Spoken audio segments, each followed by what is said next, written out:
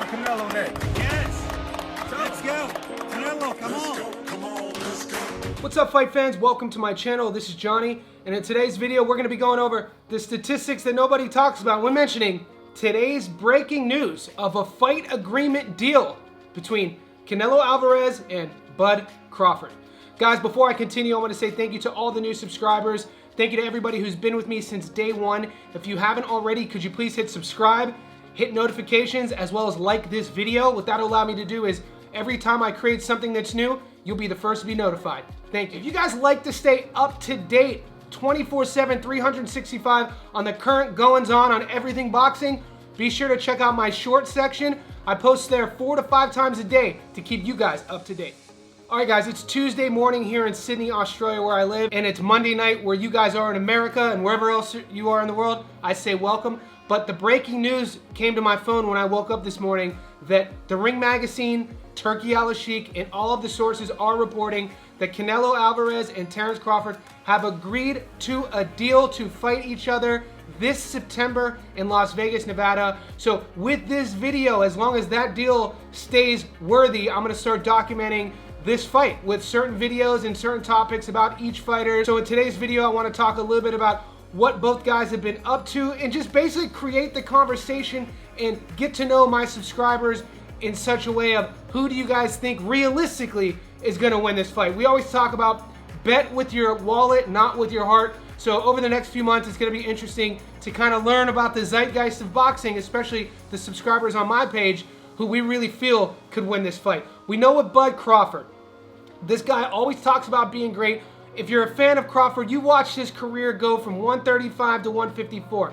4-weight world champion, undisputed in 2 divisions, and this guy is always challenging himself. If you're unaware, he started at 35, became a champion, went to 40, became a champion, became undisputed at 40, became undisputed at 47. We know with that great career-defining win against EJ, and then his first ever fight at 154 was for the title against Israel Majmov, and he won a decision. 154 pounds. This agreed upon fight, remember guys, is at 168 pounds. There's a whole nother weight class. He's not going to 160 to fight Canelo. There's also no catch weight, no rehydration clause. He's going to 168. We all know what that means. He's daring to be great. A lot of questions we're going to have to answer over the next few months is, does Crawford really have anything to lose? We know about his perfect record, 41-0, 31 knockouts. He's the type of guy to seem everything he says he puts his mind to, he executes and achieves. And this guy is always prepared. We know about his athleticism, we know about his skill set, but for me personally, his best attribute is his mindset. So I'm not about to be the one to stand by Bud Crawford and say he can't do something, and only time will tell to see how he looks come September. With Canelo Alvarez, this is the face of boxing. Whether you agree with that or you don't agree with that. The guy's been in the game forever. He turned pro in his mid-teens. It seems like he's 58 years old. He's still only in his mid-30s. He's accomplished so much in the sport of boxing, and initially a couple years ago when this fight was thrown at him, he said no, a year ago he said no, and then finally we see with the Saudi money coming in, we see Riyadh season promoting these huge cars, he started to change his mind a bit. We saw Bud beat Majmov and he wasn't saying no anymore. And then over time we started thinking as fans, you know, we might actually see this fight. With Canelo, we know we last saw him against Berlanga. He won a 12-round decision. Before that, he fought Munguia. He won another 12-round decision. And I don't want to say that Canelo was just going through the paces or going through the motions, because he had his moments. But in those 2 fights, it seemed to me he really wasn't turning it on in such a wanting to finish a fight state of mind. And that's not a knock on Canelo. That's just something I noticed in relation to some of his prior performances when we've seen him go out and get the knockout. Speaking on that, he hasn't knocked an opponent out since November 2021 against Caleb Plant. That's going on over 4 years. Now, he always talks about he doesn't seek the knockout, but in boxing with the casuals, people always ask. It's why we put total knockouts next to their career record. We know Bud last knocked an opponent out, Errol Spence Jr., July 2023. Here's a couple little fun facts for you.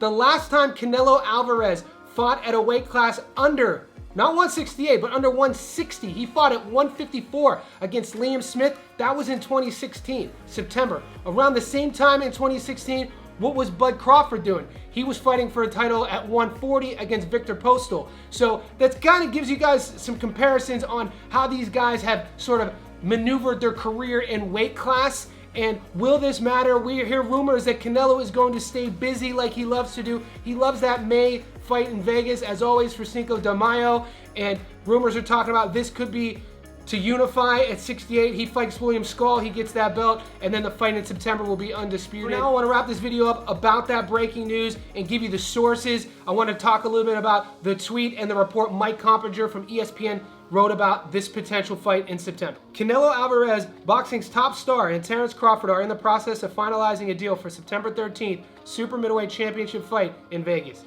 Crawford, who moved up to 154 from 47 in August in a title-winning effort versus Israel Madrimov, will jump 2 more weight classes to 168.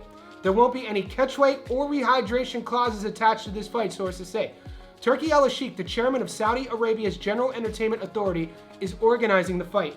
He also organized Crawford's most recent bout. There are no signed contracts yet, sources said. Before Alvarez, 62-2-2 with 39 knockouts, moves on to a planned Mexican Independence Day showdown with Bud, Canelo will defend his 3 168-pound titles on Cinco de Mayo weekend. Alvarez could fight William Skull, who grabbed the title stripped from Canelo last year on May 3rd in Las Vegas, sources say. A victory over Skull would once again crown Alvarez undisputed at 68. Alvarez, 34, still holds the WBA, WBC, and WBO titles at 168. The future Hall of Famer is ESPN's number 5 pound-for-pound fighter. In 2024, Alvarez scored decision wins over Jaime Munguia and Edgar Berlanga. Canelo has knocked down each of his past 4 opponents in decision wins. Alvarez has won 5 fights since the decision defeat to Dimitri Bivol in May 2022 at 175 pounds. His only previous loss was against Floyd Mayweather in 2013 at 152. Crawford, 41-0 with 31 knockouts, is ESPN's number 2 pound-for-pound fighter. Also a future Hall of Famer, the Omaha, Nebraska native hasn't fought more than once in a year since 2019. His career best came in July 2023 when he scored a 9th-round TKO of Errol Spence Jr. to win the undisputed welterweight championship. Crawford, 37, won't fight before he meets Canelo, sources say, as he builds his body up to 168 from 154. Crawford's ESPN's number 1 boxer at 154, and he is a 4-division champion. Alvarez is also a 4-division champion. End quote. Those were the words of Mike Coppinger. That was today, ESPN. So what do we think of this fight? A lot of Bud fans love the fight. A lot of Canelo fans, I can't speak for them. I know a lot of the fans of this channel are Bud Crawford fans. I personally love this fight only because, if you know me really well, I'm a romantic. I love the idea, I love the narrative of a guy, a smaller guy from a small division, going up in weight, a little bit older, not really a young buck, with everything on the line, his legacy, and he has an opportunity to doubt the naysayers, to beat the naysayers. That's what the narrative of this fight is going to be. With Canelo Alvarez, anyone who is the superstar of any sport is going to have their detractors and their fans. So we know that a lot of people are going to say Canelo didn't fight Benavidez. Canelo fights guys, bringing them up from lighter weight classes. From Canelo's perspective, he was saying, what does he get out of fighting Crawford? I don't think that narrative is the same anymore. I think he gets a lot. I think Canelo Alvarez would love to have the scalp of Terence Crawford on his resume for his legacy. Guys, let me know what you think in the comment section below. Do you like the fight? And then at the end, who wins?